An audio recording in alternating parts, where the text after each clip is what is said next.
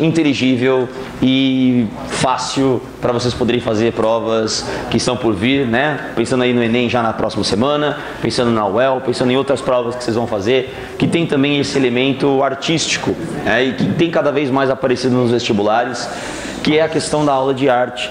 E que é questão também, questões aí variadas de você analisar quadros, analisar manifestações culturais e olhar para aquilo e tentar tirar um pouco daquela percepção e entender um pouco do que o cara está tentando falar com aquela obra de arte, com aquela escultura, aquela arquitetura ou até mesmo aquele quadro.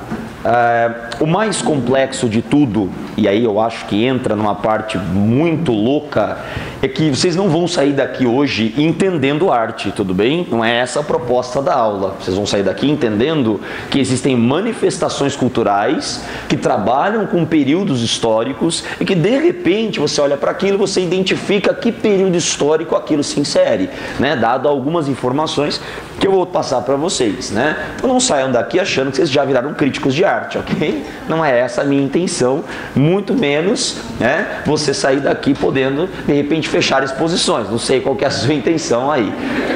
Mas de qualquer modo, como a nossa proposta é pensar um pouquinho na ideia de como interpretar a arte, como olhar para ela de uma forma um pouco mais acadêmica e menos do tipo, legal. Fazer menos isso, né? Você olhar para o negócio assim, porra, isso aqui é legal. Isso aqui tem tal período histórico, então isso aqui significa, ou isso aqui tem uma proposta de significar tal coisa. Então a nossa proposta aqui é bastante simples. Infelizmente é muita coisa. Eu vou falar muito e eu não vou conseguir falar tão devagar, porque é muita coisa e eu vou tentar trazer tudo. Quem vai prestar a UEL, tem muita coisa que eu trouxe para vocês, tá? Então o pessoal da UEL, fiquem felizes. Tem muita coisa que a UEL cobra aí, tá? Só que eu tenho que falar mais uma coisinha para vocês. A UEL também ela costuma cobrar a parte de música, sim, música e cinema. No final da aula eu tenho um comentário sobre um dos assuntos que mais apareceu na UEL durante os últimos 3 anos. 3 anos a UEL comentou sobre o mesmo assunto, que é a Tropicália. Eu vou falar um pouquinho delas para vocês. E um pouco do cinema novo, do Glauber Rocha, também aparece no final, mas vai ser assim, ei, Glauber Rocha, acabou, tá? E aí, pra gente encerrar bacana, pra vocês serem felizes, né, curtir a vida de vocês, ou, né, na sua residência estudando um pouquinho, ou esperando aí pra aula da noite, eu fiz um quiz pra gente testar os nossos conhecimentos. Olha como eu fui simpático, fui bonitinho, né? É um quiz simpático, vocês vão gostar, eu espero que vocês gostem, né? Mas enfim, e a gente não vai começar. Eu vou tentar fazer de Homero a Obama, tá? É um negócio assim do tipo, desde o começo até ontem, né? Mas lógico que não dá pra fazer muita coisa, mas a gente tenta. Primeiro, como é que eu vou fazer com essas luzes? Eu vou apagar a luz aqui, né? É do lado de cá que tá? Aí eu vou deixar no escuro porque eu gosto mais no escuro, tudo bem? Não. Assim fica melhor? Sim? Conversa comigo, por favor. Obrigado. Começamos então com uma coisa básica, que é a pintura rupestre. Sim, é a base da pintura, são os primórdios, e vocês têm na mão um material muito rico em várias coisas de pintura rupestre, que é essa primeira imagem do Conheça as Artes. Só explicando administrativamente para vocês, o que vocês têm na mão é uma listinha de exercícios que tem, entre tantas, né, obras de arte, você vai mudando aí, você vai vendo que são várias obras de arte, e aí você tem 3 sessões que eu escolhi aí em exercícios para tentar ajudá-los a treinar para as provas. Na primeira sessão, vai passando aí para frente para vocês irem até o exercício. Na primeira sessão, vocês vão ter o Aplicar-te. Olha como eu fui bonitinho. Aplicar-te. Assim que tem 10 exercícios. A gente vai fazer alguns aqui em sala. Depois, a segunda sessão é o Treinar-te. Isso você vai fazer na sua casa. Sim? E se você é ousadão, você vai fazer o Desafiar-te, que é o último, né? E esse Desafiar-te, ele é um desafio, né? Uma questão dissertativa sobre arte, que eu inclusive peguei de alguns vestibulares variados e que exige de você um conhecimento um pouco maior, né? Então se você já vem estudando arte, né? Se você já vem estudando já para essas provas de arte, façam esses Desafiar-te no final. Tem gabarito também, eu pus o gabarito no final. Cuidado, tá? Falo isso para todo mundo. Gabarito, ele é a resposta completa da completa. Então, tipo, ele tem tudo. Então, se você respondeu com partes do que está dentro daquele gabarito, não tem problema, né? Depende muito do corretor, tem uma grade de correção. Então, não quer dizer que você tem que responder do jeito que está escrito lá. Você tem o seu jeito de escrever. Então, essa é a ideia. O seu jeito de escrever dentro de um universo daquelas coisas que ele vai citar para vocês. Tá? Então, não fiquem viciados em gabarito do tipo, eu não escrevi tudo isso. Será que está certo? Se você escreveu a ideia que está presente naquela informação, ok, está certo. Tudo bem? Sim? Então, começando, a gente tem essa parte aí das representações primórdias. O que vocês estão vendo na tela é basicamente a Serra da Capivara no Piauí. A representação, que também é a primeira representação da listinha aí de vocês, é uma representação rupestre. E toda vez que a gente representa rupestre, que a gente lembra de rupestre, a gente lembra do Homem da Caverna, né? Mas o mais legal é você entender o processo cerebral do homem para poder fazer isso. Nenhum animal chega na parede e começa a pegar a patinha e vai fazendo com a patinha ou com a patona ou com a tromba, sei lá, vai fazendo isso na parede. Isso é só o homem quem faz. Mas o homem teve que ter uma noção de abstração tamanha para poder identificar que o que ele estava fazendo na parede é uma representação do seu dia a dia. Então vocês estão olhando representações do dia a dia de seres humanos que faziam várias coisas, sejam elas caçavam, sejam elas representavam coisas naturais, seja elas representavam situações ou rituais. Então a ideia aqui qual é? A ideia é você olhar para a representação rupestre e entender que basicamente o que nós temos são representações do cotidiano deste homem. Neste caso é uma cerâmica que vocês estão vendo lá. A cerâmica, ela tem uma importância muito grande num outro processo de abstração. O homem pensou que de noite ele perde a comida dele. Ele fala, maldição, por que eu perco comida? E aí a gente descobre por que ele perde comida. Descobre porque os animais noturnos, de hábitos noturnos, roubam a comida desse homem. Então ele fica emputecido e ele descobre que há uma maneira de se proteger, fazendo cerâmica. E ele coloca a comida lá dentro. Acabou, o cara não perdia mais. E aí ele começou a fazer cerâmicas com esse estilão aí, ó. Pessoal, coruja, não parece? Vá saber o que é isso que o cara pensou na hora, mas tudo bem, né? Aí você tem também outros tipos de elementos, que são esses elementos. E aqui tem uma informação importante. O homem pré-histórico, ele trabalha muito com a questão dos rituais. E isso que vocês estão vendo, com certeza tem a ver com algum ritual de fertilidade, ou com alguma coisa de uma deusa da fertilidade. Era muito comum ao homem pré-histórico a ideia de poder representar a fertilidade. E neste caso, que isso tudo é brasileiro, tudo bem, isso na América, tá? Não é só brasileiro. Isso tudo é do Brasil e da América. Vocês estão vendo representações de objetos fálicos, tudo bem? Objetos que parecem pênis. Sim, então para a América existem aí historiadores da arte que seguem no caminho de que esses grupos, eles tinham na cabeça de que a fertilidade se pautava na ideia do pênis, tudo bem? De que o pênis é quem era o responsável por toda a fertilidade, tá? Diferentemente de povos da África.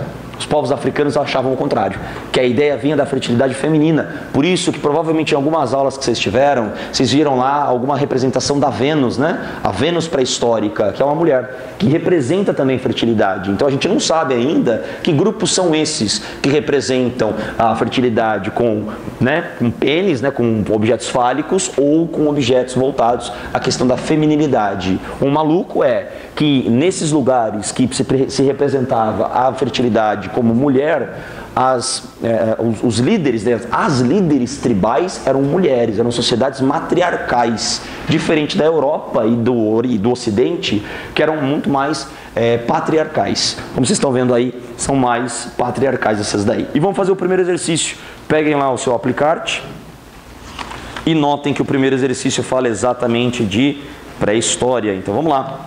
Olhando para o primeiro exercício, nós temos a arte pré-histórica, é uma arte de linhas e croques, é uma etapa além da percepção, um artifício que ajuda a reter a imagem na mente. Na arte pré-histórica, encontramos figuras humanas, geralmente armadas, em ação, seja perseguindo animais, lutando ou dançando. Os animais são representados de forma naturalista, ou seja, reproduções de imagens perceptíveis. As figuras humanas, pelo contrário, estão muito estilizadas. Se estão em movimento, os braços e as pernas são alargados. O objetivo do artista foi indicar o movimento, as formas são ditadas por sensações internas, mais que a observação externa. Os dois principais estilos pré-históricos são vitalistas e se acham determinados pela imagem captada exteriormente e pela sensação internamente sentida. Então, ponto 1. A arte pode haver estado associada com ritos, com a intenção de exercer os poderes mágicos através de um retrato fiel que apresenta naturalismo nas representações animais. Já o símbolo estilizado e dinâmico da forma humana é determinado por um sentimento interno. Muito bom. Com base no texto e nos conhecimentos sobre o tema, assinale a alternativa que apresenta correta e respectivamente as imagens da arte pré-histórica, que apresentam o estilo animal naturalista, reproduções de imagens perceptíveis, e os símbolos estilizados dinâmicos de forma humana, determinados mais pela sensação que pela observação e que buscam indicar o movimento. Então vamos dar uma olhada nas alternativas. Na alternativa A loba, que está representada na esquerda, ela é uma obra do grupo etrusco, tudo bem? Eles já não são pré-históricos mais, então essa daí já se perde no tempo, por uma questão de anacronismo. Na letra B, a primeira imagem até pode ser um animal, né? Você percebe que é um animal mesmo. É uma imagem perceptível, porém a segunda imagem é uma imagem egípcia, certo? E vocês não notam o movimento nela, é bastante estática, inclusive, né? O egípcio tem essa característica de fazer uma obra estática, então é aquela coisa 2D, frontalizada, parada, parece que ela foi tirar uma foto e o egípcio está lá paradinho, não denota movimento, então tá fora também. Dê uma olhada na letra C. Parece um bisão, né? Um javali, alguma coisa esse daí da esquerda, não parece? Esse bicho estranho aí. E do lado dele você tem homens com os braços e pernas esticados, né? Ou pelo menos parecem ali com lanças, ou que parece um arco e flecha, sei lá, né? E uma quantidade aí de animais vindo em direção a esses homens. Bom, na percepção que nós temos, parece que a letra C é a mais correta, né? Olhando para a letra D e a letra E, exatamente a ideia, ela não se mantém. Fefel, eu te amo também, né? Letra C de cenoura, excelente, excelente, passaram no primeiro teste. Vamos seguir e vamos ver agora que o mundo muda, e aí nós temos a escultura grega como nossa segunda representação. O que vocês têm aí, né, não só na sua listinha, mas também na imagem, é a escultura grega. Mas eu quero que vocês notem uma coisa. A escultura grega do século V, do século do auge da Grécia Antiga, ela tem aquela característica. Então notem, é uma característica voltada neste ponto aqui, ó. Então você tem o rosto muito sério, ele é sóbrio, sim, rosto sério, sóbrio, ele não tem expressividade. Poucas as esculturas gregas terão, de certo modo, um rosto expressivo. Por quê? Porque a expressividade não estava nos gregos, e sim estava no Oriente. E o Oriente trouxe essa ideia da expressividade para a escultura grega. Então, quando o Oriente se mistura com o grego, vira expressivo. E quando é que mistura a cultura grega com a cultura oriental mesmo? No helenismo, né? O helenismo traz essa expressividade, que é a base da escultura romana. A escultura romana é muito mais expressiva do que a escultura grega. Então essa é uma primeira diferença básica. Porém, ambas, e aí você vai olhar para o seu exercício número 2, ambas têm a mesma proposta: idealização do corpo. A ideia é você trabalhar com uma escultura tridimensional e ideal do corpo humano. Notem uma outra coisa interessante.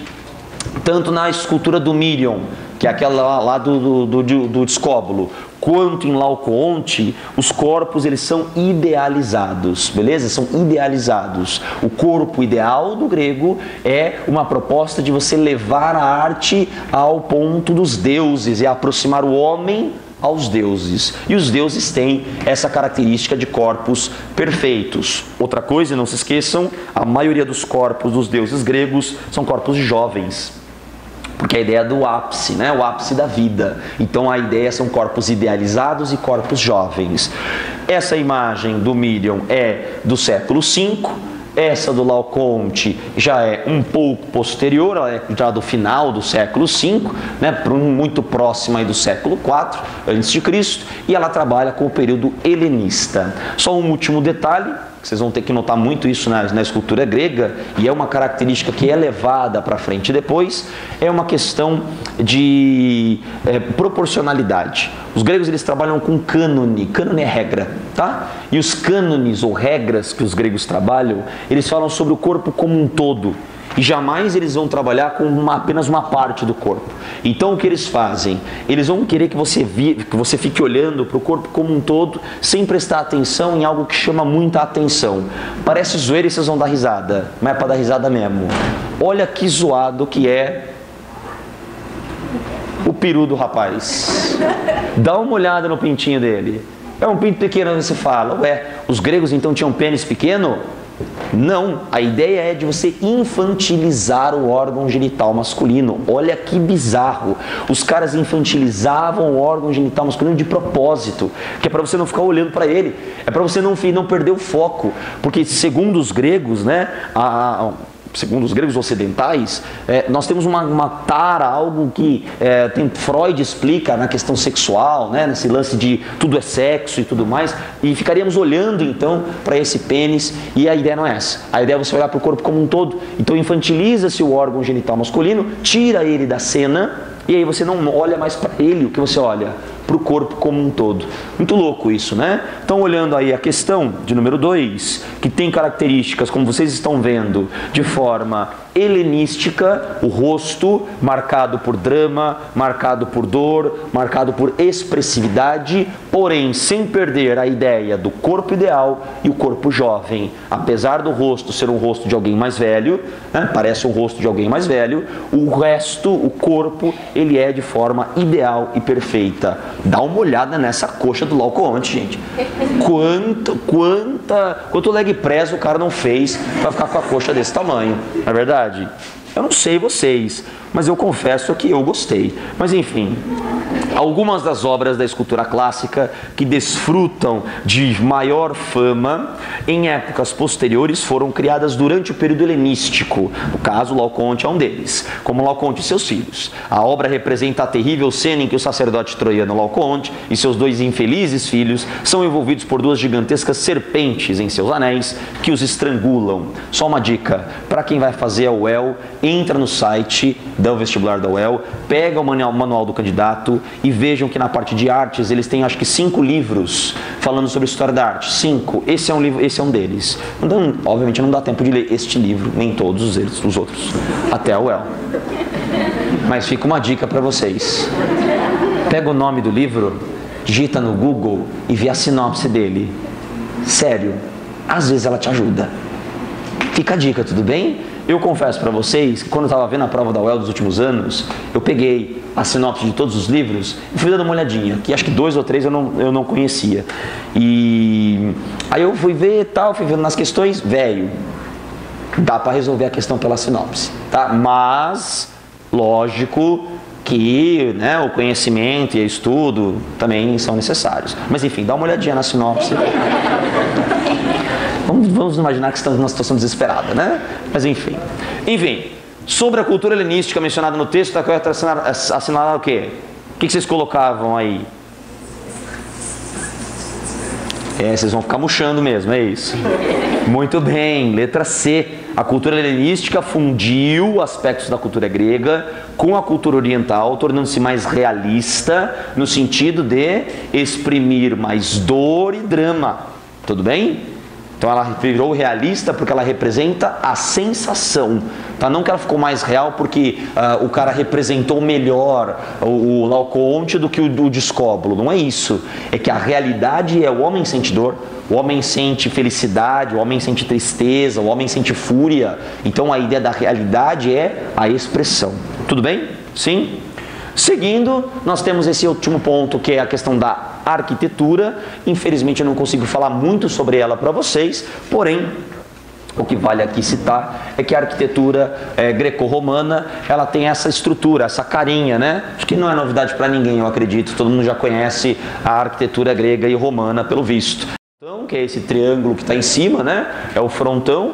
Você tem as bases, que são as pilastras com a parte de cima decoradas, sim? E aí o que nós temos neste caso do panteão romano é uma mistura dos elementos gregos na frente e a questão dos arcos, da curva, que é algo muito romano, tá? A arquitetura grega, ela é muito retilínea. A arquitetura romana, ela já conta mais com curvas, com arcos, com abóbodas, porque os gregos, eles não trabalhavam com a ideia da curva, eles não conheciam ainda a curva. Agora os romanos, por influência etrusca, eles conheciam a curva, então podiam construir coisas maiores. Vocês vão ter, por exemplo, dos gregos, né? Os caras colocavam várias pilastras e um teto em cima, beleza, valeu, falou, é isso. Agora os romanos não. Os romanos pegavam, por exemplo, o Coliseu, e é uma puta construção enorme. Por que eles conseguiam construir tudo muito alto?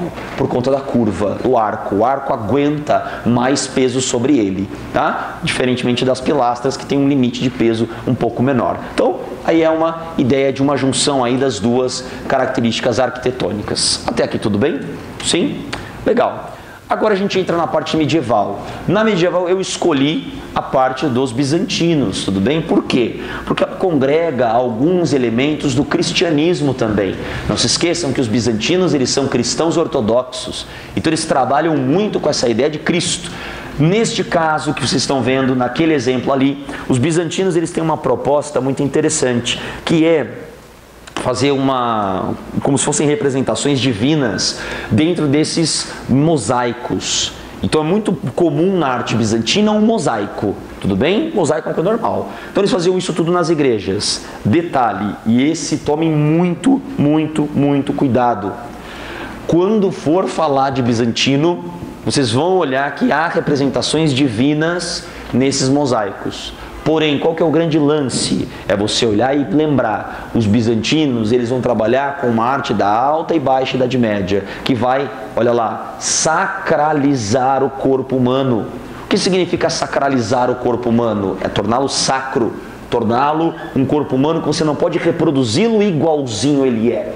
Porque se você reproduz ele igualzinho, você está cometendo um ato pecaminoso, um ato contrário, uma heresia. Então, não pode. Então você vai sacralizar o corpo humano, você torna ele divino e que não pode ser copiado exatamente igual. Então vocês vão notar que nas obras bizantinas, os braços são mais alongados, as pernas são mais alongadas, a cabeça parece um cone, né? Porque você tem essa troca de identidade, você tem essa troca de sacralização do corpo humano, ao passo que nós fazíamos isso, que os gregos faziam, representações ideais e perfeitas do homem.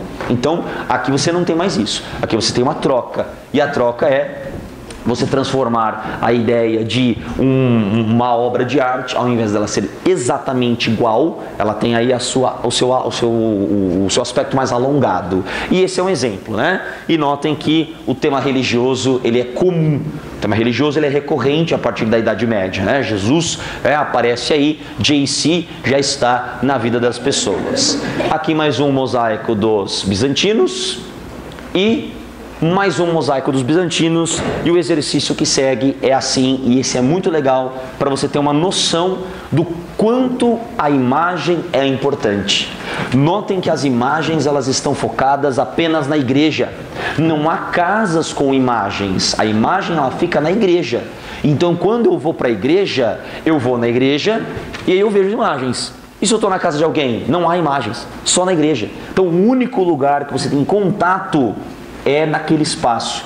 E o mais louco, o que representam essas imagens? Quando vocês vão em igreja, né, naquelas igrejas mais antigas, que vocês vão até o altar, e no altar tem uma obra de arte gigantesca, com um monte de símbolo, que alguém que entende um pouco mais fala, porque tá vendo ali, ó, atrás daquela árvore tem uma mulher, e aquela mulher está segurando uma maçã, e mulher segurando maçã, Eva, por causa do pecado original. Você fala, caraca, que da hora. E aí você pega e tem, por exemplo, aquele cara barbudo ali em cima. Aquele cara barbudo representa Deus. Aquele outro ali representa São Tomé. O cara, de repente, um barbudo que está na terra com chaves na mão é São Pedro. Por que São Pedro tem as chaves na mão? Porque ele tem as chaves do paraíso. Ele foi o primeiro papa. Então, e vários símbolos que os caras colocavam que são, para eles, inteligíveis, porque o único lugar que você tinha imagem era na igreja. Então o cara ia até a igreja, olhava as imagens, entendia a história de Cristo através das imagens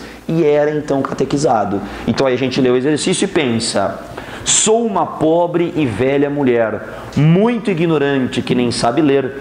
Mostraram-me na igreja da minha terra um paraíso com harpas pintado, e o inferno onde fervem as almas danadas. Um enche-me de júbilo, o outro me aterra.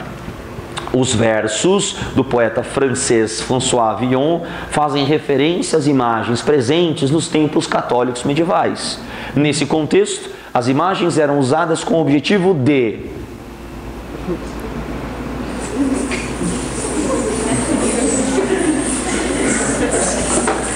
vocês vão ficar murchando mesmo, é isso.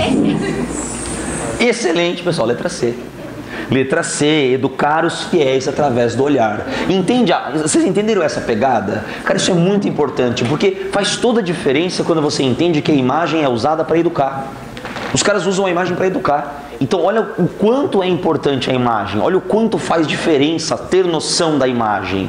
E aí, queridos, a gente segue para falar de um período que vai trabalhar exatamente com muita imagem e com imagem sacra, mas que nem sempre é com relação somente a Cristo. Às vezes os caras fazem até críticas, né? Que é o período da Renascença. Eu poderia ter trazido N artistas. Qualquer um deles seria muito bem representado. Eu coloquei para vocês, naquele Conheça as Artes, eu coloquei o Sandro Botticelli, tá, com o Nascimento da Vênus, que é um dos quadros que a gente acaba fazendo muitas análises sobre ele, a questão do movimento, né, o Zéfiro com a aurora assoprando a Vênus, aí a Vênus então tem os seus cabelos que eles estão em movimento.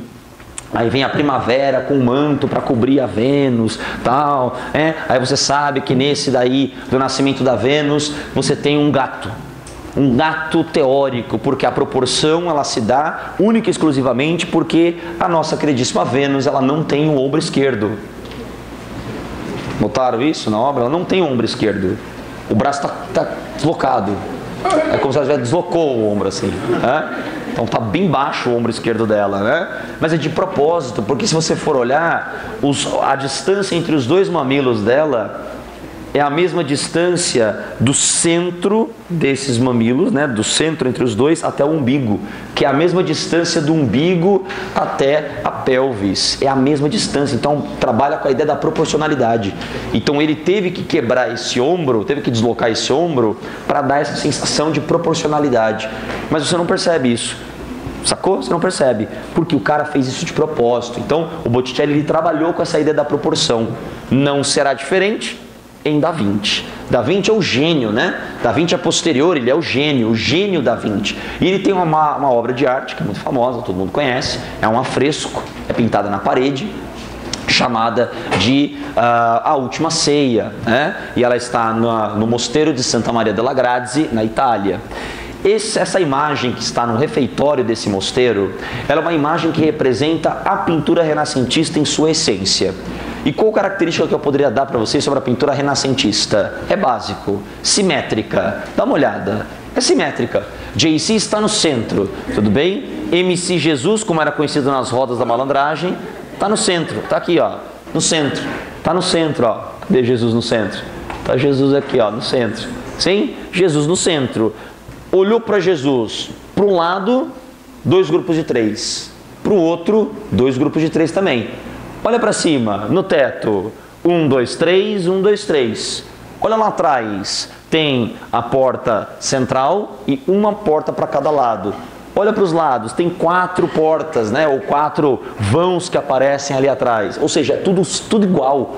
O que tem de um lado tem do outro. A simetria faz parte deste ambiente da arte renascentista, de propósito. Porque a arte renascentista trabalha com a matemática na arte. A matemática está presente nas produções artísticas, é óbvio. Os caras estão redescobrindo a ciência, estão voltando a ter produções artísticas, estão voltando a ter produções escritas, matemáticas, físicas, engenharia, anatomia. Os caras estão voltando a estudar tudo isso, que durante o período da igreja, né, da ideia do teocentrismo, que Deus dá o conhecimento, o homem recebe, nesse contexto o homem tem o livre-arbítrio para poder criar. Então você tem aí agora uma novidade, que é o homem colocando as coisas que o homem mesmo cria dentro da obra de arte. Não será diferente. Nisso daí tem um easter egg nessa imagem, né? Qual que é o easter egg? Nós temos Judas Iscariotes sendo empurrado para frente, gentilmente, por São Pedro, né? Se vocês olharem à direita de JC, tudo bem? À direita de JC, vocês têm que São Pedro está empurrando Judas Iscariotes. Ó, São Pedro é o veinho, Judas é o cara que está na frente. Tudo bem? São Pedro é o veinho e o Judas é o que está na frente, tá? É aquela galera, ele dá uma empurradinha assim, ó, do tipo, ó, quem é o culpado? Ele dá uma arrombadinha assim, né? E o Judas aparece como o nosso cara de primeiro plano. Ah, é maluco isso, né? É maluco porque você começa a olhar e pensar, cara, como é que ele pensou em tudo isso? Ele pensou em tudo isso, tá? Outra obra dele também que é famosa, essa aqui acho que dispensa comentários, né? Todo mundo conhece a Mona Lisa, mas o mais legal da Mona Lisa não é isso. O mais legal da Mona Lisa é um esquema que tem nela, que é uma incompletude da obra. Ela não está completa. Todo mundo conhece a história do sorriso da Mona Lisa? Ela não está sorrindo, tudo bem? Ela não está. Porque existe uma técnica de pintura que os caras não pintam aqui linha no canto da boca. Não tem linha no canto da boca dela. Não tem nenhuma. Estou afirmando para vocês isso. Não tem. Tá? Só que o seu cérebro completa as coisas. O seu cérebro sozinho completa. E você acha agora que ela está rindo. De repente ela começou a sorrir. Porque o seu cérebro completou e fez com que você pensasse que ela estivesse rindo. Ela não está rindo. Porque não tem nada aqui dentro. Mas você acha que ela está rindo. Porque eu falei para vocês. Aí eu induzi vocês a isso. Desculpa. Confesso que fui eu. Culpa minha. Outra coisa, os olhos dela também têm a mesma técnica. Onde você estiver na sala, ela está olhando para você. Isso me dá um pouco de medo, porque ela está olhando para mim aqui, né? E eu estou do lado aqui, então estou meio preocupado. Então, aonde estiver, ela está olhando diretamente para você também, pela mesma técnica. Se chama esfumato essa técnica. É uma técnica aí que eles não completam a obra, porque o seu cérebro completa a obra. Agora, velho, o cara descobriu isso no século XV, que o seu cérebro completa a obra. Olha o tanto de coisas que esse infeliz desse Leonardo da Vinci fazia. O cara era um gênio mesmo. Então ele teve a sacada de olhar para a obra e não completar e dizer, a galera vai pensar e olhar para isso e vai completar sozinho. E pimba, completa sozinho. Tá? Muito louco, não é? Então peguem o exercício agora de número 4, que o exercício de número 4 trabalha para nós com uma coisa interessantíssima. O Davi de Michelangelo, que é mais um dos artistas mais ferozes aí, né? Mais um artista muito bom desse período do Renascimento. O Davi de Michelangelo tem uma expressão desconhecida na escultura até então. O Davi de Michelangelo é heróico, possui um tipo de consciência que surge com o Renascimento, a capacidade de enfrentar os desafios da existência. Só um detalhe, não se esqueçam jamais, o período do Renascimento ele é um período diferente, porque ele vem depois do Renascimento comercial e urbano. Então o que isso significa? Agora pensando na aula de história, o Renascimento comercial e urbano, ele surge nesse contexto uma nova classe social, que é a burguesia. E a burguesia, ela quer participar da vida cultural também. Então ela começa a buscar elementos para ser cultural. Então o que ela vai fazer? A burguesia começa a usar o dinheiro que ela tem para financiar artistas. Começa a pagar esses caras para produzir coisas para ela. Só que nesse contexto, essas pessoas elas são muito religiosas ainda.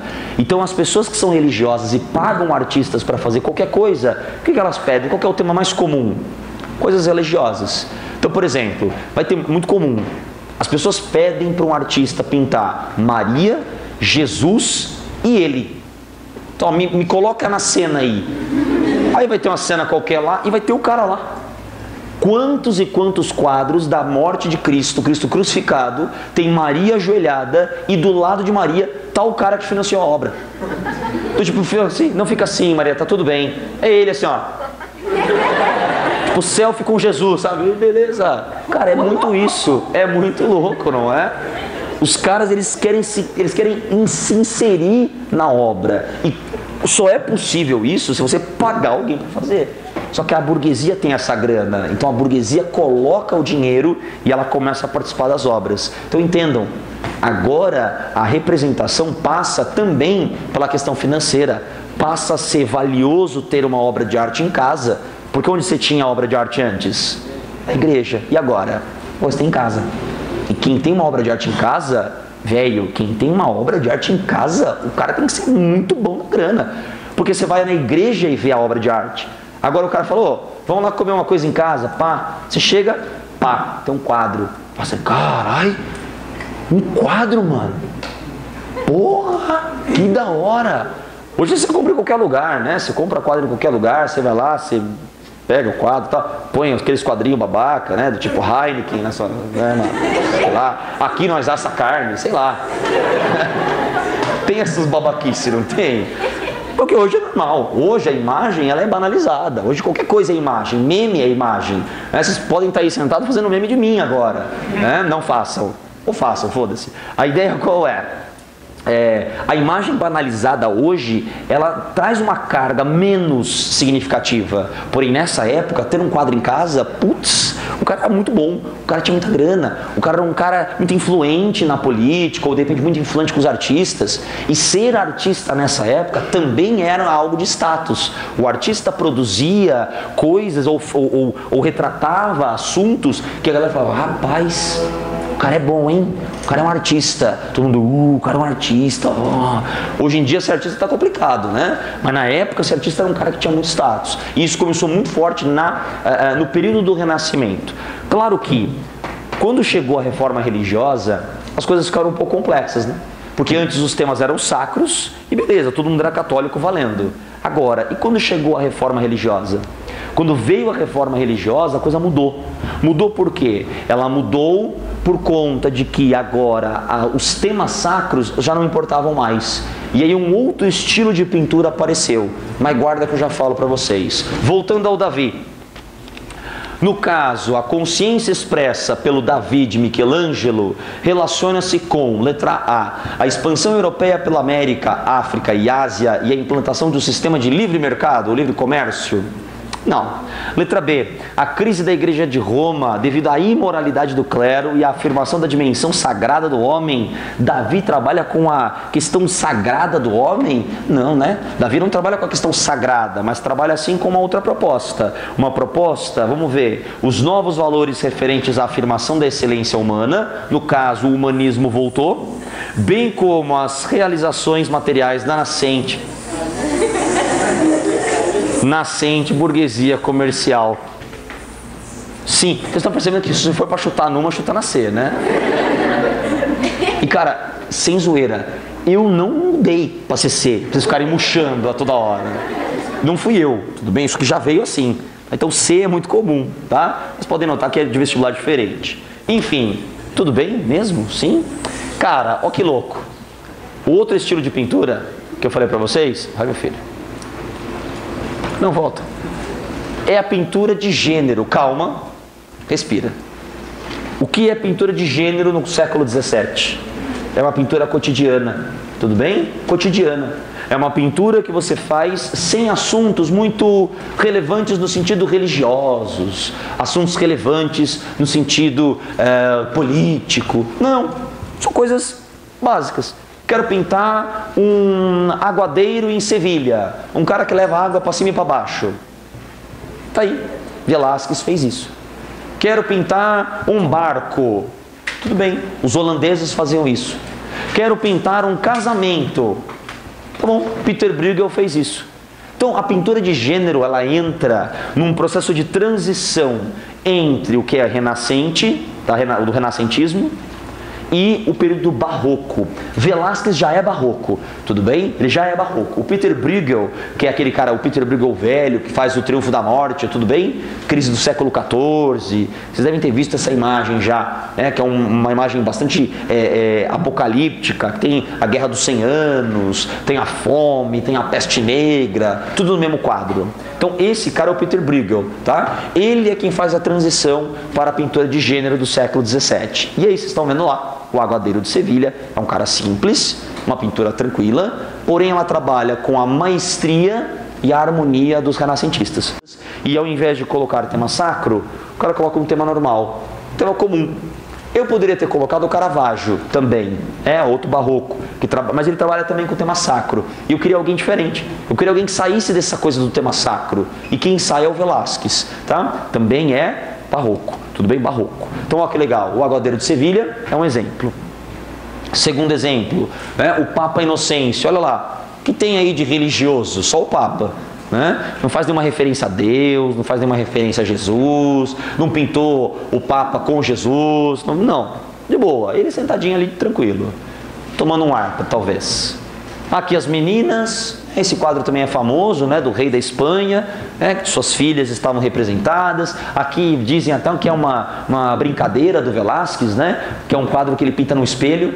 Então o quadro ele é invertido, né? O que você vê é o que ele está vendo pelo espelho. Então ele está vendo a parte de trás do quadro. Então, é uma coisa maluca, né? Uma coisa meio tipo 360, que é um pouco das grandes brincadeiras que o Van Eyck fazia. O Van Eyck é outro holandês que pintou o casal Arnolfini, todo mundo lembra desse quadro? Um casal que está com a mãozinha dada, a moça está com a mão na barriga, tem um espelho bem aqui no meio atrás, sim? E o espelho ele é um espelho que faz com que você tenha a noção de todo o quarto. Então se você olhar para o espelho você vai ver o Van Eyck lá atrás. Você vê o Van Eyck através do espelho, tá? Que está pintado. Em cima, Van Eyck esteve aqui. Aqui do lado tem uma janela aberta com a luz que entra e reflete no espelho. E é legal que eles trabalham com essa coisa da física, né? Da reflexão da luz do espelho, a ideia de espelho convexo, côncavo. Então é muito louco quando eles trabalham com isso. E o Velázquez também vai trabalhar com essa brincadeira do espelho, né? Essa coisa de estou olhando para cá, mas estou pintando a cena aqui ou estou pintando o espelho. Então é meio maluquice isso. E mais uma do Velázquez, que é esse menininho que tem um cachorrinho. Vocês estão vendo o cachorrinho? Olha que bonitinho o cachorrinho, ali sentadinho na cadeira. Que tchutchuquinho. Não é bonitinho, gente? Eu achei que vocês iam aceitar melhor a ideia do cachorrinho. Eu tipo, foda-se. Obrigado. Assim, tipo, cachorro bonitinho. Cri, cri, cri, cri. Eu tipo, foda-se. Não, gente, vamos lá. Ai, que lindo. E, ai, que lindo vocês. Ai, que delícia. Enfim. E aí a gente vem para o Brasil.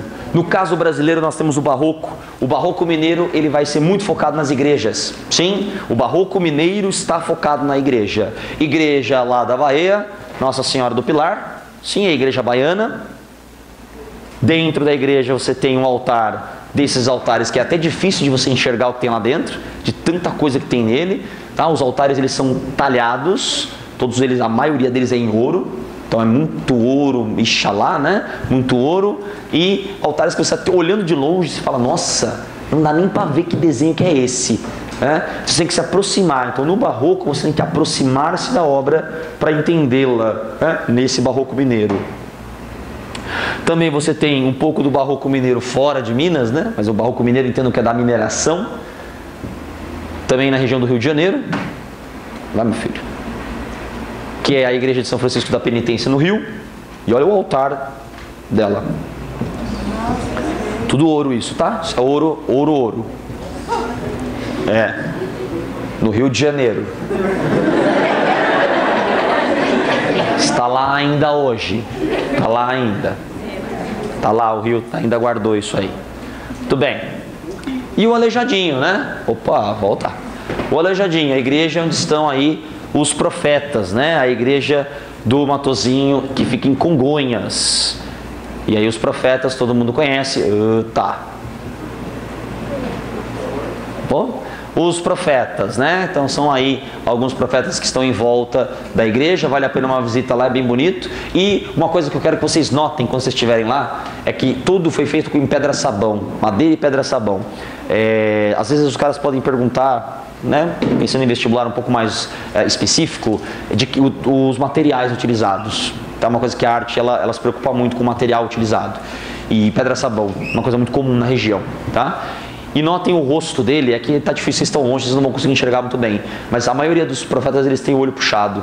Tá? É uma influência oriental que o Aleijadinho tem. Ninguém sabe por que ele tinha essa influência. Mas ele tinha uma influência de orientalizar a arte. Então eles tinham o olho um pouco mais puxado. Tá? Isso é uma coisa dele, ninguém sabe por que ele tinha isso. Muito bom. Daí voltamos então para a Europa. Acho que eu estou longe, né? Estou longe. Então aqui é uma parte que está entalhada numa das igrejas, que é a obra do Aleijadinho também. É difícil até de ver, muito anjinhos, muitas coisinhas pequenininhas.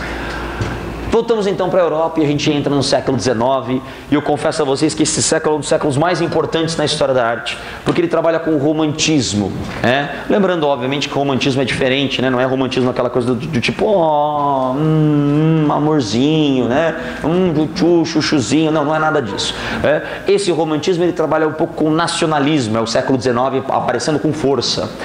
Tem vários elementos e vários personagens. Tem o Géricault, tem o Delacroix, tem o Ingres, são vários personagens, mas eu busquei um espanhol para sair um pouco dessa linha, né, dos caras da França e Inglaterra, né, que são também muito famosos. Eu fui buscar então um cara da Espanha, que é o Goya, e ele pintou, entre tantas obras, ele vai trabalhar com a ideia do nacionalismo muito forte. Muito cuidado. A obra romântica, ela perde uma coisa do século XVIII. O século XVIII mantém a ideia da matematização da arte. Então o século XVIII mantém aquela coisa da geometria, aquela coisa da proporção, aquela coisa do cânone, você seguir o academicismo na risca. O século XIX não quer mais isso. O século XIX quer a ousadia, quer a cachorrada. Sim, o século XIX tem a intenção da maldade. Eles querem a alteração, eles querem mudar. Então, a proposta do Goya é, ao invés de fazer linhas, ele vai misturar cores. E as cores misturadas, elas que dão o tom de transição. Então você não vai ter uma linha que vai transitar entre um objeto e outro. O que acontece é que a cor vai mudando. E aí se transforma na outra coisa. Tá? Então é a cor que define a separação dos elementos. Claramente isso tudo é feito com a maestria de um cara desse. Né? E aí vocês vão ver, por exemplo, o som não foi combinado. Essa é a ideia do guarda-sol.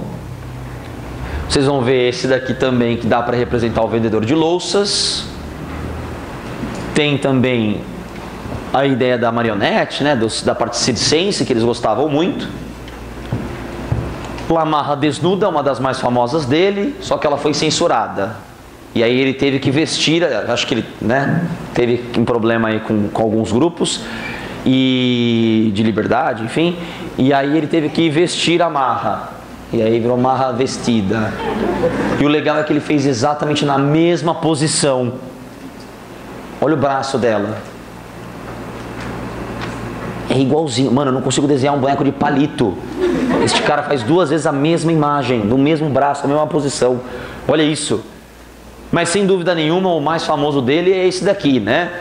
Não esse no caso, mas esse período que ele vai produzindo obras com relação ao nacionalismo espanhol. Logo depois que a Espanha é invadida pelo Napoleão, já estamos aí no início do governo napoleônico na França, em 1807, né, a invasão espanhola. 1808 aparece aí essa grande obra, que não é de 1808, né, ela é posterior, é de 1816, se eu não me engano, mas é o 2 de maio de 1808. Mas essa daqui é mais famosa, o Vagnão deve ter mostrado para vocês, né? Ou vocês fizeram simulado também, que caiu essa imagem, a FUVEST cobrou essa imagem uns anos atrás. E é uma imagem interessantíssima, tem um canal do YouTube que se chama Pinceladas de Arte. Pinceladas de Arte. E nesse Pinceladas de Arte, os caras têm análise de alguns quadros. E esse está sendo analisado lá. Tá? E o que eu acho mais interessante deste quadro que está sendo analisado, você não vai conseguir ver daí. Eu acho que eu coloquei para vocês essa obra. Dá uma olhadinha lá no Conheça as Artes, ele está também. Essa obra tem 2 coisas que eu acho super interessantes. O cara que está no centro da obra, o que está bem ao centro, ele representa a ideia daquele cara que vai morrer pela Espanha. Tudo bem? quem está apontando arma para ele é o exército francês. O cara que está no centro, de braços abertos, é o cara que vai morrer pela Espanha. Quem morreu pelo outro? Que carga religiosa tem aí de morrer pelo outro? Jesus não morreu pela humanidade? Então esse cara representa o Jesus espanhol. Vocês não vão enxergar. Talvez aí vocês consigam ver bem pequenininho. Mas na mão direita dele tem a chaga de Cristo. Está marcada a chaga de Cristo na mão direita dele. Tudo bem? Que ele está assim, né? Então aqui assim na mão. Tem a chaga de Cristo na mão dele. Sim, que é um dos elementos religiosos presentes no quadro. E outra coisa mais bizarra, que eu não sei se dá para ver, lá no fundo, bem lá no fundo, seguindo na linha dele mesmo, você vai indo para trás dele, lá no fundão tem, indo em direção à esquerda, tem uma fumaça no fundo lá. Aquela fumaça no fundo, que eu vou mostrar aqui para vocês, não sei se vocês vão enxergar, né? Vejam aí, essa fumacinha aqui, ó, do lado do N. É uma mulher com uma criança que representa Maria, tudo bem? A ideia da maternidade de Maria, tá? Dá para ver mais ou menos, né? São elementos aí religiosos na obra. Sim, aquela coisa de enaltecer o espanhol. Jesus não morreu por nada, morreu por alguma coisa. O espanhol não morreu por nada. Sim, morreu para lutar contra a opressão francesa, tá? Começou a guerra de independência aí, dos espanhóis contra os franceses. Vejam lá no Pinceladas de Arte, é muito legal, tá? Vejam lá, tem várias obras, várias obras. Essa é uma delas que está lá. Bom, a parte sombria do Goya é quando ele começou a ficar surdo. Ele começou a ficar surdo e ele começou a ficar louco. E ele começou a pintar algumas obras muito fortes. E ele começou a ficar meio místico. Então, por exemplo, o Sabá das Bruxas. Sai um pouco dessa ideia de religião, né? Pelo menos cristã. Ele sai um pouco do cristianismo, ele fica muito mais místico. Então, ó, essa é uma ideia do Sabá das Bruxas. A próxima eu acho muito louca. Eu gosto bastante da outra. Que é essa daqui, ó. Os rostos, eles se deformam. Tudo bem? Os rostos, eles estão deformados agora. Ele perde aquela coisa bonitinha do guarda-sol, sabe? Ah, é o guarda-sol. Ele perde isso. Agora ele transforma a ideia em rosto depressivo, aquela coisa marcada. E aqui é o sonho da razão para dos monstros. Essa também é muito boa, né? Trabalha a ideia de que você sonhando produz vários monstros quando a razão não está em você. Você está produzindo coisas loucas, né? Dizem, não sei se é verdade, que ele pegou um pouco da referência do Don Quixote. A ideia do Don Quixote, né? Aquela coisa da loucura dos Cervantes, né? Quando ele cria o Don Quixote. Tudo bem? Sim? Obviamente, nós temos também no Brasil. Sim, no Brasil também nós temos um período de século XIX bastante intenso. Dê uma olhada no Debré. O Debré é importantíssimo para as provas do Enem. Tudo bem? Enem. A Unicamp adora o Debré e principalmente a UEL também já cobrou algumas coisas do Debré. Quem é Debré?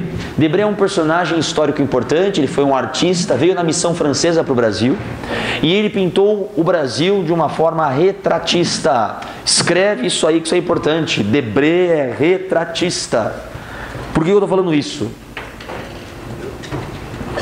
Porque em vários momentos você pode achar que o Debré ele faz críticas sociais. Porque ele vai pintar negros apanhando, ele vai pintar, por exemplo, a ideia de urinando na rua, mas ele não está criticando, tudo bem? Ele está indicando. Quer dizer, não está criticando mais ou menos, a gente não sabe muito bem se ele não está efetivamente criticando. Olha que louco. Se você olhar para essa imagem, você vai perceber que não dá para saber se os pés são do negro ou do cavalo. Eles se perdem ali.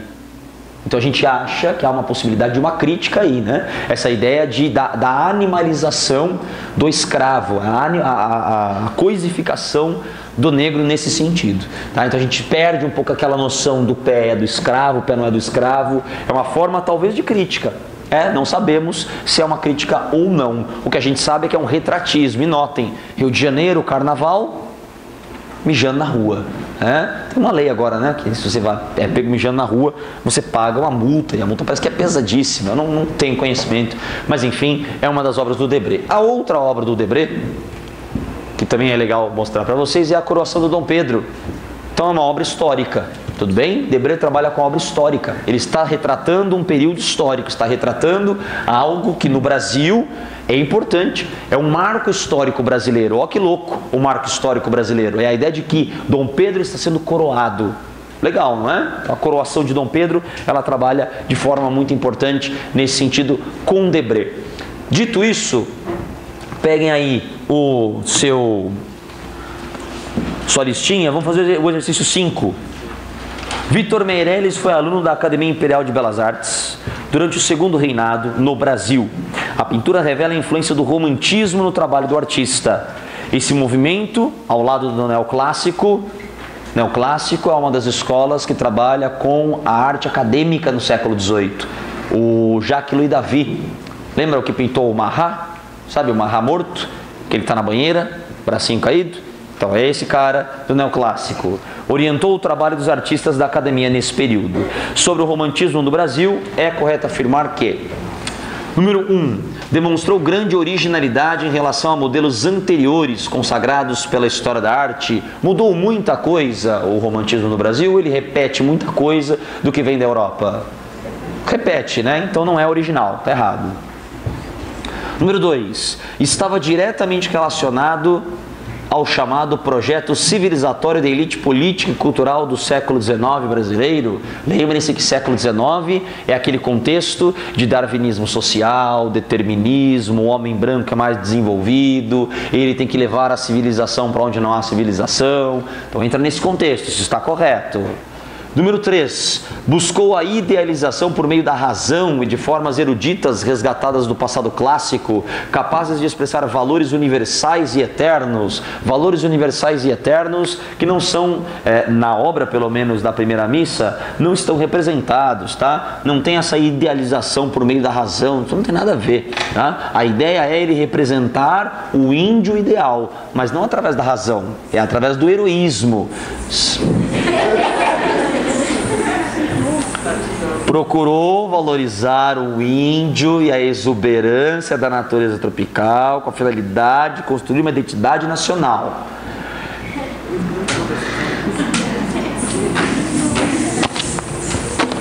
E a gente descobre isso na letra C, muito bem, né? De novo, pode chutar na C que vai dar certo, né? Mas também aqui, através do indianismo, que é algo muito comum na cultura do século XIX brasileira. O indianismo, ele é parte do nosso ambiente cultural do século XIX. O Brasil não tinha guerreiros medievais. O Brasil não tem cavaleiro. Então o Brasil precisa de um herói. Quem é o herói do Brasil? Se eu olhar para trás, quem é o herói? Quem resistiu aqui no Brasil? O índio. Então o índio vai ser tema de muitos dos quadros. E aí o romantismo brasileiro terá uma pegada indianista ferocíssima. E aí Moema, Lindóia, Iracema, o Guarani, que são obras muito pautadas nesse elemento do índio. Essa obra da Moema do Vitor Meirelles, ela é uma obra muito comum em vestibulares. Já caiu várias vezes, inclusive, na Unicamp e na VUNESP também já apareceu essa daí. Então, olha, tem um certo movimento, né? A obra tem um certo movimento, você olha para a obra e parece mesmo, né, que a água está indo e voltando. Você nota aí o corpo também idealizado, notem que o corpo é ideal, sim, um ideal de beleza que vem da Europa, tá? Então vem a ideia da idealização do corpo, um corpo ideal europeu, e este corpo ideal ele vai ser transmitido para várias outras imagens. Por exemplo, essa daqui da Lindóia, do Zé Maria de Medeiros. Olha só, um pouquinho mais para frente, essa daí já posterior à criação do livro O Guarani, daquele índio ideal, aquele índio idealizado, o índio perfeito, o índio controlado, o índio branco, que eles diziam na época, o índio branco. O índio não tem aquele comportamento selvagem, aquele comportamento de briga, aquele comportamento ousadia, cachorrada. Não, o índio ele é controlado, é Ceci, O índio que se apaixona pela Ceci no livro Guarani é aquele índio, branco, aquele índio que respeita, aquele índio que sabe o seu lugar, que pega na mão, aquela coisa do índio, tudo índio, senhor branco, essa é a ideia desse índio ideal. Tá aí, ó, o índio ideal. tá? Neste caso, tomou um tiro de uma flecha qualquer, mas veja, o corpo idealizado também, né? O corpo ideal mais uma vez, e a cor também da tez, né? A pele também bastante embranquecida, assim como a Moema na outra imagem. Sim? Também tem bastante importância na história brasileira a questão do indianismo. Aí a gente volta um pouco para a Europa para trabalhar com esse final do século XIX. Aqui começa a prova da UEL a ficar um pouco mais intensa. A UEL gosta dos assuntos a partir daqui. Então, para quem está prestando a UEL, daqui para frente tem muita importância. Para trás, aos outros vestibulares, Enem, Unicamp, VUNESP. FUVEST, eu confesso a vocês que a FUVEST ela não tem muito interesse, né, ou pelo menos não demonstrou tanto interesse na arte até então, nas suas provas. Alguma outra coisa que ela coloca, mas também ela, quando cobrou, costumou cobrar até a metade do século XIX. Aqui, UEL, Unicamp são muito comuns. Para quem presta também aquela provinha lá, super fácil da Unicamp, prova específica de artes, também é daqui para frente que os caras pegam bastante, muito inclusive. E aí a gente entra com o impressionismo do Van Gogh. Você vai ver, nossa, que bagulho estranho, o cara enfiou lá uns negócios, puxou uma seta, fez uns desenhos uma bizarro, eu não entendi bosta nenhuma. Excelente, o cara conseguiu o que ele queria. Quero que você olhasse para a obra e pensasse, puta, não sei nada mesmo. Ótimo, era isso que ele queria, tá? Então o foco desses artistas agora é sentir, é sentimento, perde aquela coisa da razão, né, do inteligível. Eles quebram o que é inteligível e eles propõem uma outra coisa. Então, olhando para isso, a gente tem, ele é um pós-impressionista, trabalha com a impressão e o sentimento na tela. Muito louco, aquelas três histórias, só a título de curiosidade, ele era muito amigo do Paul Gauguin, o Van Gogh. E quando ele mudou para Arles, que é na região onde ele vai ficar no quarto de Arles, que é inclusive uma das obras que vocês vão ver aí no seu Conheça as Artes, está lá o quarto de Arles, ele começa a ficar muito louco. Ele é muito sozinho, o irmão dele morava muito longe, e o Van Gogh tem algumas histórias, eles estavam conversando no café, e de repente o Van Gogh deu um pau na cabeça dele lá, ele pegou o chá quente e jogou na cara do Gauguin e foi embora. Eles estavam conversando, ele levantou, pegou, jogou e foi embora. Do nada. Ninguém sabe o que aconteceu. Logo depois disso ele começa a entrar em depressão, ele corta a orelha. Sim, é nessa época que ele corta a orelha. Aí logo depois o Paul Gauguin está andando num parque chamado Victor Hugo, perto da região de Arles. Ele está andando num parque e ele se sente perseguido. Você está andando, parece que tem alguma coisa vindo junto com você, assim, tá estranho. Aí o cara olha para trás, o Van Gogh vindo atrás dele com a faca na mão. Tipo, o louco do parque, manja. E aí quando o Paul Gauguin olha pro Van Gogh e fala, Van Gogh, e aí o Van Gogh sai correndo. Tipo, sai correndo, foge. Maluco, né? E aí ele comete o suicídio em 1890, anos depois. Vocês vão notar que as obras que eu trouxe são as obras do auge da arte dele.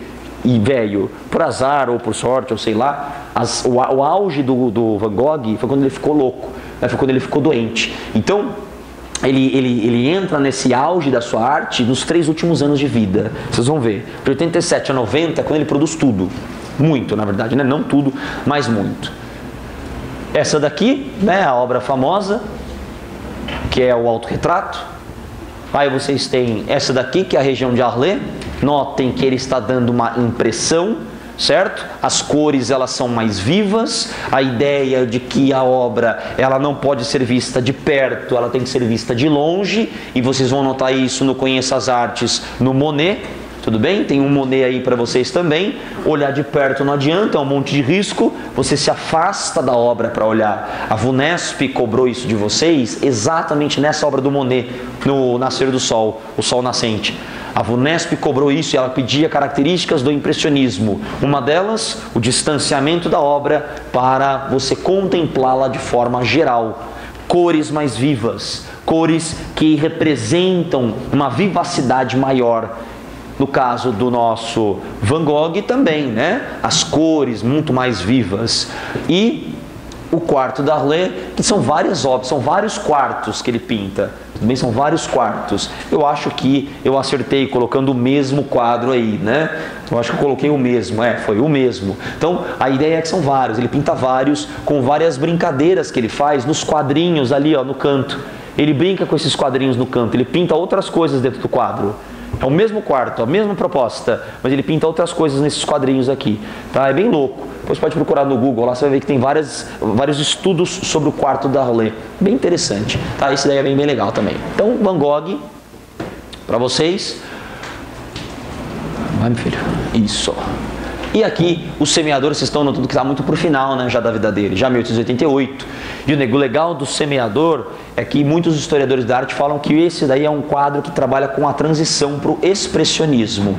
Porque olhando para o quadro, ele vai expressar a luz do sol de forma mais real, mais viva nos olhos, né? Parece que o sol, lá no fundo, ele está empurrando a massa, né? Parece que ele está empurrando alguma coisa, como se a dimensão que a gente está, ela está sendo empurrada. Dá uma olhada nisso, nessa loucura, né? Olha só, como parece que a luz, você enxerga a luz, você enxerga o irradiar do sol, você enxerga o campo, e se você passar a mão, você pode sentir esse campo. Lógico que não pode sentir que está pintado, tá? E você não pode encostar na obra também, não façam isso quando você estiverem perto dela.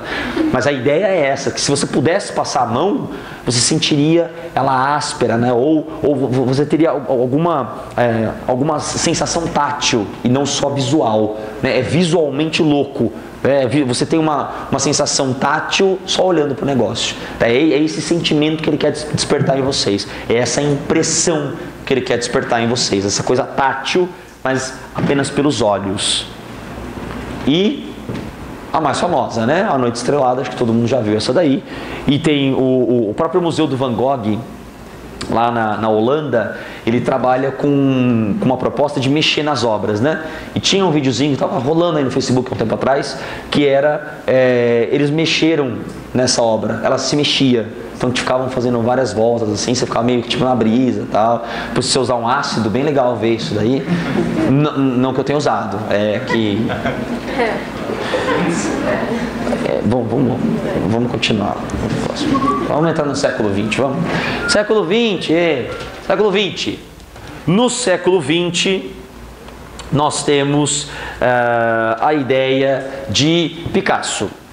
Começando com essas modernidades, esses vanguardismos. E um desses vanguardismos que eu acho muito interessante é a questão de que o Picasso ele trabalha com 3 fases. Né? A fase azul, a fase rosa e a fase negra são as 3 fases dele. E vocês vão ver que a fase rosa não é tão alegre assim, né? Mas vocês vão ver, eu quero mostrar para vocês. E nessas 3 fases nós temos a fase da tristeza, a fase do amando e a fase da reforma da arte. Sem dúvida nenhuma, toda vez que alguém fala em Picasso, a gente fala que Picasso é cubista, né? Mas ele teve um caminho até chegar lá. Então, é muito comum a gente esquecer das primeiras obras dele. Então, eu vou mostrar para vocês algumas, né? São 2 ou 3 obras só, desse período até a fase negra, mas fiquem tranquilos que os vestibulares, quando cobram isso, cobram mais a última parte. Cobram mais a fase negra, que é a fase quando ele pinta, por exemplo, Les Demoiselles d'Avignon, ou Guernica, que está aí também, que eu vou mostrar para vocês. E tem um exercício também para a gente já acompanhando, né? Então peguem aí o exercício de número 7. Já é letra C, já, né? 7C. Não, pega aí o exercício 7 para a gente observar.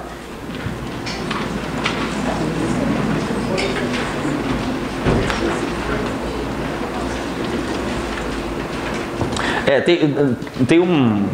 realmente, eu já ouvi essa história também já. Qual a história original em cima da orelha do Van Gogh? Ele retirou por assimetria do seu rosto nas pinturas?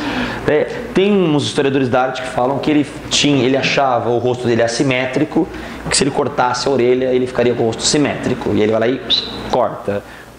Mas tem outros historiadores da arte que dizem que essa história não, que é uma história que foi criada pelo Paul Gauguin para justificar, né, de repente a doença dele, né? Então, enfim, tem N histórias aí, dá para você buscar em biografias do Van Gogh. Tem umas biografias dele que são muito boas, algumas estão ainda sem tradução, então você terá que ler em francês. Boa sorte. Fase azul, Picasso. Vai, filho, olha só. O que tem de cubista nessa obra? Nada, né? Tem nada cubista. Então ainda é um processo de transição. Ele ainda está experimentando. Na fase amando, ó felicidade, ó. Olha só que alegria. Olha que feliz que as pessoas estão. Olha o sorriso do palhaço. velho, essa alegria aí tá longe de mim, né? Pelo amor de Deus. E aí, tá feliz? Pra porra, velho. Ó, uhul. Olha que felicidade. Mas sem dúvida nenhuma, essa daqui é famosa, né? Les Demoiselles d'Avignon, ou As Moças de Avignon, foi um estudo que ele fez. Agora eu vou falhar com vocês. Eu não lembro se é Sevilha ou Barcelona a cidade. Eu tenho quase certeza que é Barcelona, mas eu confesso que eu posso ser enganado pela minha cabeça. Mas enfim, nas ruas de uma cidade espanhola, nós temos que ele estava fazendo um estudo, olhou para essa cena, né, para mulheres, para prostitutas na rua, e ele pintou essa cena e tentando experimentar um pouco de uma ousadia, né? Porque os cubistas, eles começam uma ideia de que representar a natureza igual ao que se vê, ou dar à natureza uma impressão do que eu sinto e é igual ao que eu vejo, não compensava, não valia a pena. O que eles querem? Eles querem criar. Eles querem uma coisa diferente.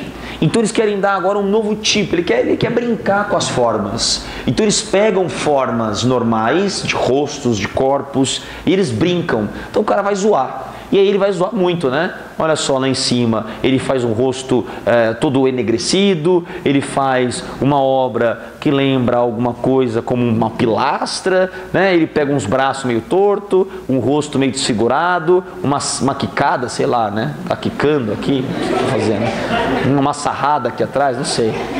Enfim, a ideia é brincar com a arte, é brincar com as formas, né? E os cubistas trabalham muito essa ideia de brincar com as formas. Então quando a gente olha para um quadro que brinca com as formas humanas, que coloca rostos estranhos, que coloca braços de proporções diferentes, a gente trabalha com essa ideia de cubismo, né? Sem dúvida nenhuma, o quadro mais importante do cubismo é esse.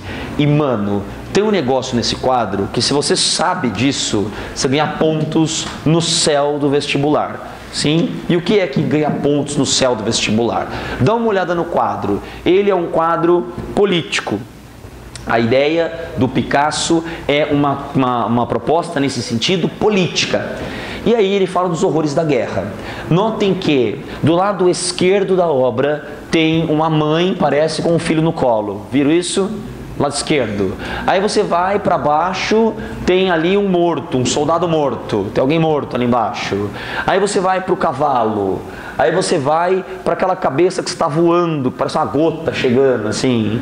Aí você olha para tudo isso e você nota que esses 4 elementos têm uma coisa em comum. O quê?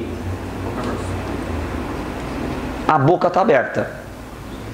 Por que a boca está aberta? Porque isso representa sofrimento, não é? Mano, sabe o que essa boca aberta representa também nessa obra? Sonoridade. É o som, é o grito de desespero. E o grito de desespero dentro dessa obra trabalha com aquele negócio de você arrebatar. É o arrebatamento, é o grito do desespero. Então é uma obra sonora, percebe? A brincadeira dele é o som vindo de uma obra. Você fala, porra, o som é o som, é a ideia sonora de uma obra de arte.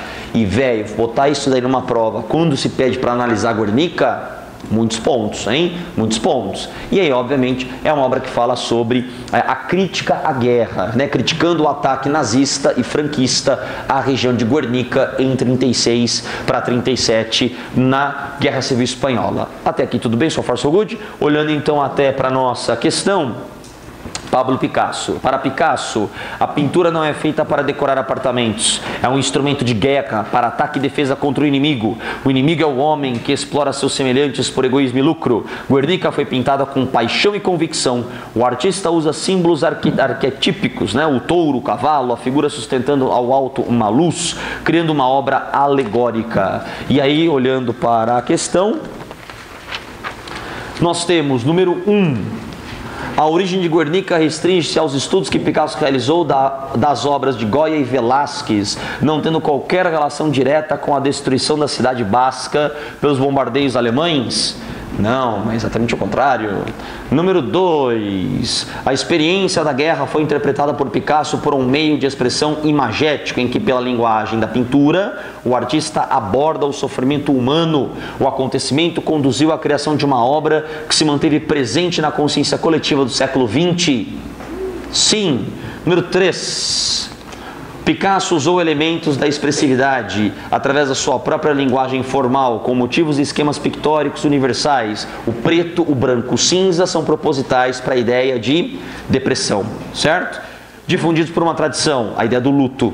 Sim, o luto preto. Então ele usou esse esquema pictórico. A composição em 3 partes baseia-se no tríptico, forma clássica do retábulo cristão, que você não sabe que é um retábulo cristão, é aquele tipo quando tem no altar, que os caras fechavam, e aí abre, aqui tem uma historinha, no meio tem outra e aqui tem outra. Vocês já viram isso já? É muito cristão isso, né? É tipo um micro-altar. Quando você está fechado, aí ele abre, tem 3 historinhas dentro dele, né? São 3 pedaços pintados. Tá certo, são 3 histórias pintadas, tá? Você tem a mãe que perde o filho aqui, o cavalo ao centro e uma outra cena na 3ª posição. Então está certo o número 3. Número 4, Guernica dialoga com outra obra de Picasso, a série de Águas Fortes, intitulada Sonhos e Mentiras de Franco, em que são introduzidas figuras saídas do repertório de Guernica, que representam os sofrimentos das vítimas da Guerra Civil. Isso também está correto. Eu não trouxe isso para vocês, eu acabei esquecendo de colocar essa imagem, mas depois procurem para ver que a relação é o mesmo, principalmente aquele do fundo. Sabe a cara gota, a cara de gota? É ela quem vai ser a que vai ter nos outros quadros. Tudo bem? Sim? Outro personagem. Agora a gente entra numa outra loucura, o dadaísmo. Todo mundo conhece dadaísmo, né? É muito famoso. O dadaísmo, ele reinterpreta o cubismo, eles trabalham com a proposta de criação. Muito louco. E agora, mais uma vez, não é pra gente entender, é pra gente olhar e interpretar a ideia. Dadaísmo quebra o funcionalismo. Por isso que o Duchamp, quando pega um pinico e coloca no museu, todo mundo fala: que coisa babaca, isso até eu fazia. Mas não fez por quê?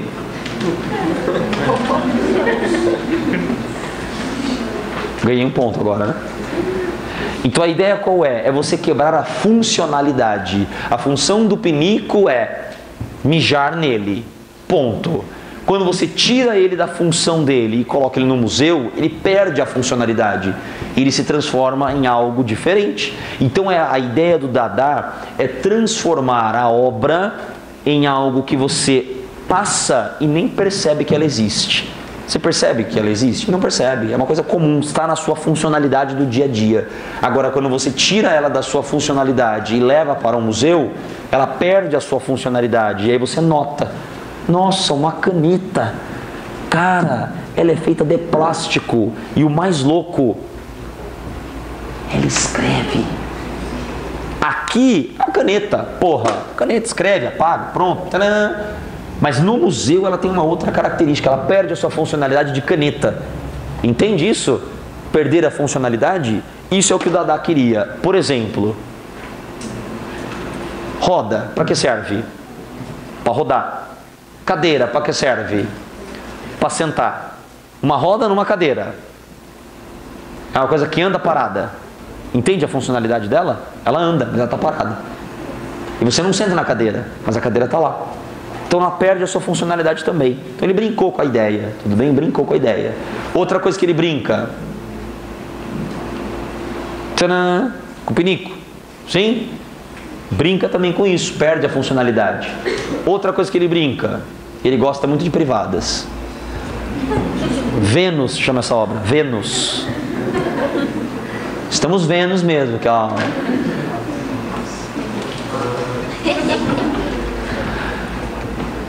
Estamos chegando ao final. Salvador Dalí. Salvador Dalí, ele apresenta o surrealismo. O surrealismo trabalha com a ideia onírica. Tudo bem? Onírico. Onírico é sonho. Tudo bem? Sonho. Então, para você entender uma obra do Salvador Dalí, você não entende. Você não entende. Você sonha. Sonho tem sentido? Alguns têm, né? Mas a maioria dos sonhos tem sentido. Está correndo. E aí tem um, sei lá, você dá uma voadora. Você é o Lindomar, o Sub-Zero brasileiro, não sei. Tudo bem? É isso. Do nada você está fazendo coisas que você não sabe. Depois você acorda. Fala, cacete, onde eu tô? É isso. Tudo bem? O surrealismo trabalha com sonho, com a ideia de criação. Olha isso. Perde-se a razão para ver as obras. Olha essa obra. Perde-se a razão para ver esse Jesus meio flutuante. Né, esse magneto de AC aí, né? Tá voando, não tá? É sonho, essa é a ideia. Olha isso. Relógio que derrete, a persistência da ideia de memória derretendo relógios. Olha essa. O rosto que se cria numa fruteira, mas é uma praia. Tem um cachorro ali também em cima, tá vendo o cachorro? Aqui, ó. Cachorro. Cachorro.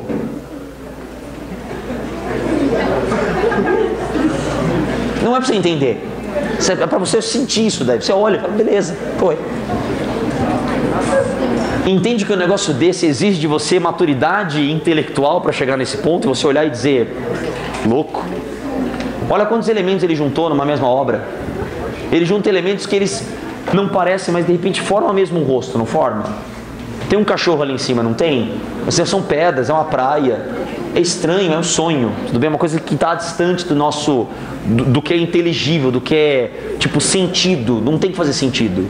Tem que ser onírico. Tudo bem? E aí, a gente entra na questão pop art. Na questão pop art é a Marilyn Monroe que vocês têm aí. O Che Guevara na questão 9. Sim. Que é aquela imagem propagandística repetida várias vezes.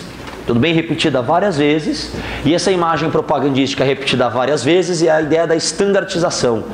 Que é você usar um elemento de uma figura, você cria aí uma imagem de propaganda e você quebra essa propaganda. Você usa essa propaganda como um caminho para a sua arte. Então a ideia do uso da estandartização, né? O repetitivo de imagens, de consumos e personalidades.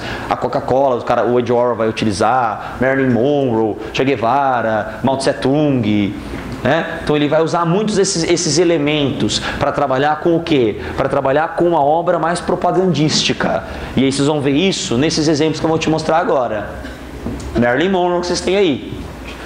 No exemplo, Che Guevara que vocês têm aí.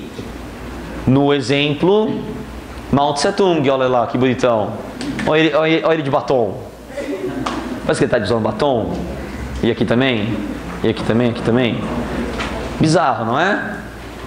Muito bem. Porém, essas vanguardas europeias, elas vêm para o Brasil. E no Brasil, a Coca-Cola, que eu falei. E no Brasil, nós teremos 3 personagens só, antes de eu falar da Tropicália. No Brasil, nós temos 3 personagens que eu queria citar para vocês, que o Uel gosta de cobrar. A Anita Malfatti, a Tarsila e o de Cavalcante. Dá uma olhada nessa obra. Se você fosse pegar e classificar com alguma das coisas que a gente falou até agora, o que você classificaria? Como? Com qual das escolas, né, artísticas que você colocaria essa vanguarda brasileira? Romântica, talvez? Não, né? Talvez impressionista? Talvez, né? Então isso daí está entre impressionismo e expressionismo, muito parecido com Van Gogh, talvez. Cuidado, no Brasil a gente trabalha com o manifesto antropofágico da Semana da Arte Moderna. Então qual que é a pegada? O que vem de fora, a gente pega, mastiga, pega só o que a gente quer e joga fora o resto. Então não vai ter uma coisa definida. Tem cubista? Tem. Mas a gente vai ter uma coisa meio nossa, é brasileiro. Né? Então a Anita, neste caso, Anita Malfatti, ela trabalha com a ideia de um certo impressionismo expressionista. Né? Que é uma coisa de você ter uma impressão, olha o céu. Entende? Olha o céu como é bonito, né? O farol. Então, de repente, ele como se fosse um impressionismo brasileiro. Né? Que ele tem as suas próprias características. Agora, olha a diferença da Tarsila. A Tarsila, ela vai pintar muito próxima do expressionismo. E depois procura em casa um cara chamado Edvard Munch, o cara do grito, manja. Procura esse cara e dá uma olhadinha nos rostos que ele produz. Os rostos que ele produz, você vai encontrar ali. É a mesma coisa, é o mesmo rostinho. É o mesmo rostinho, que é um rostinho mais expressivo, mais assustado às vezes, né? Que é esse rosto aí. E ela faz essa obra com uma crítica social também, que é característica do expressionismo. Crítica social.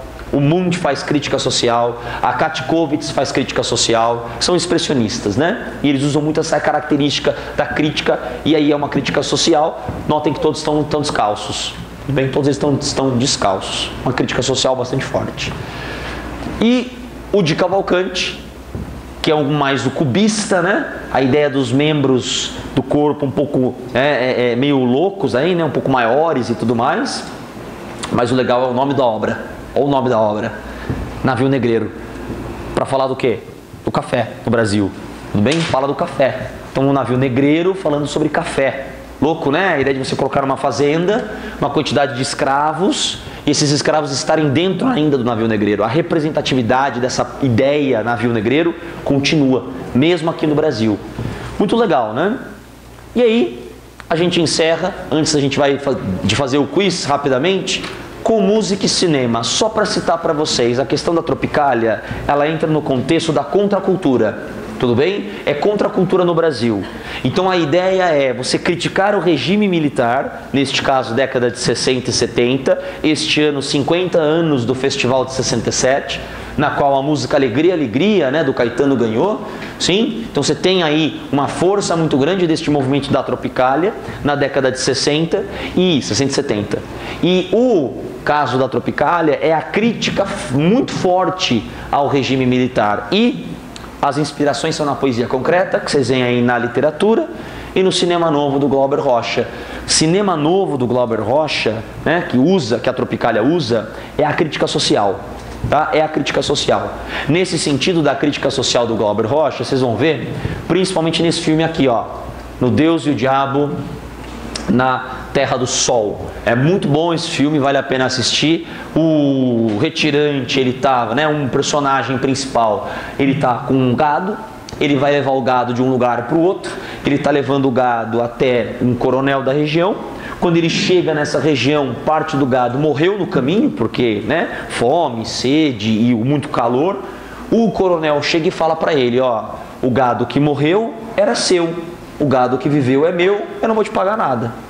O cara fica puto, obviamente, mata o coronel e a história do filme passa nele fugindo, né? E entre outras tantas peripécias que acontecem, é o pobre do personagem principal fugindo dentro do Nordeste, né? A crítica do coronelismo, a crítica, né, principalmente das pessoas que lutam para sobreviver na região do Nordeste brasileiro. Vale a pena assistir o filme, o cinema novo traz uma novidade, a ideia é o Brasil sendo colocado como forma aí de destaque, tá? O Brasil sendo o destaque das obras artísticas. Tudo bem?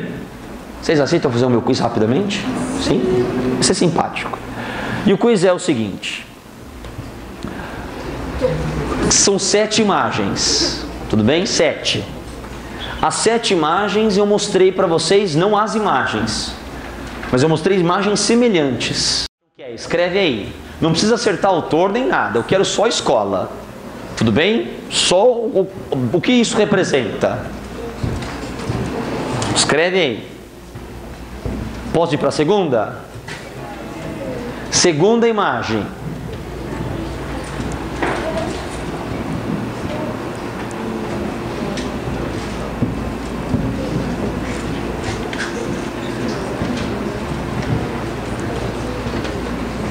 Tudo bem? Chuta alguma coisa aí, qualquer uma. Terceira imagem.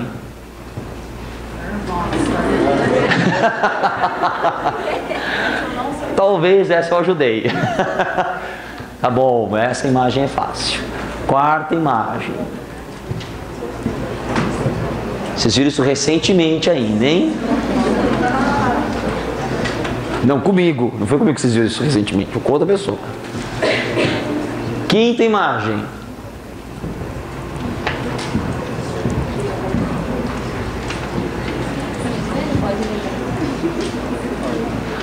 Muito louco, hein? Sexta imagem.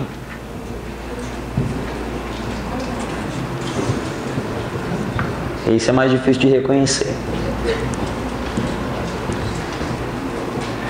E a última imagem é essa aqui, ó.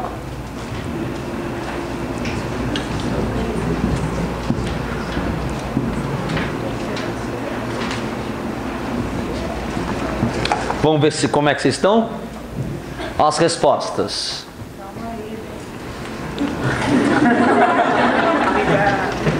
Quer me olhar mais um pouco? Não, pode passar. Pode? Foi? Não, estava tendo certeza. Primeira imagem. Frida Kahlo. Surrealismo. Sim, onírico. Semente, umas flores, umas plantas saindo dela, assim. Onírico, né? Segunda imagem. Medieval, iluminura. Tudo bem? Medieval, escrito no livro. Sim? Terceira imagem. Year, né? Year. Serra da Capivara. Quarta imagem. Pop art. Sim? Também usada aí como uma forma de crítica. Quinta imagem. Grécia. Vaso grego. Sim? Sexualidade. Legal. Sexta imagem. A balsa da Medusa. Romantismo. E a última. A última você vai acertar. Impressionismo com Monet. Tudo bem? Queria agradecer vocês pela tarde de hoje. Muito obrigado por terem ficado. Valeu. Excelente prova para vocês, quem for prestar. Muito obrigado mesmo. Valeu, falou. O prazer é todinho seu. Uma boa tarde. Até mais. Tchau. Valeu.